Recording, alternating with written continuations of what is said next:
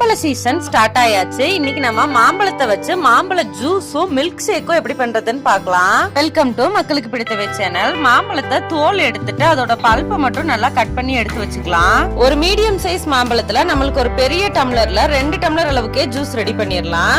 இந்த பல்ப்ல இருந்து பாதி எடுத்து நம்ம மிக்ஸி ஜார்ல ஆட் பண்ணிக்கலாம். தேவையான அளவுக்கு சர்க்கரை ஆட் பண்ணிக்கலாம்.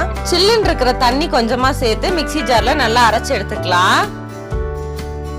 அவ்வளவுதான், நம்மளோட மாம்பழ ஜூஸ் ரெடி ஆயாச்சு. இதுல நம்ம ஐஸ் கியூப்ஸ் தேவைப்பட்டா போட்டுக்கலாம். இது நம்ம வச்சு 2-3 டேஸ் கூட குடிக்கலாம். நம்மளோட சூப்பரான மாம்பழ ஜூஸ் எப்படி பண்றதுன்னு பார்த்தாச்சு. அடுத்து நம்ம மாம்பழ மில்க் ஷேக் பண்ணலாம். மீதி உள்ள மாம்பழத்தை அதே மிக்ஸி ஜார்ல சேர்த்து தேவையான அளவுக்கு சர்க்கரை சேர்த்து சில்லுன்னு பால் ஆட் பண்ணிக்கலாம். இதை அரைச்சு எடுத்துக்கலாம்.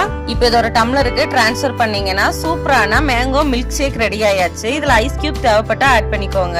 மேங்கோ சீசன்ல மேங்கோ ஜூஸ் அண்ட் மில்க் ஷேக்க ட்ரை பண்ணி பாருங்க. தேங்க்யூ.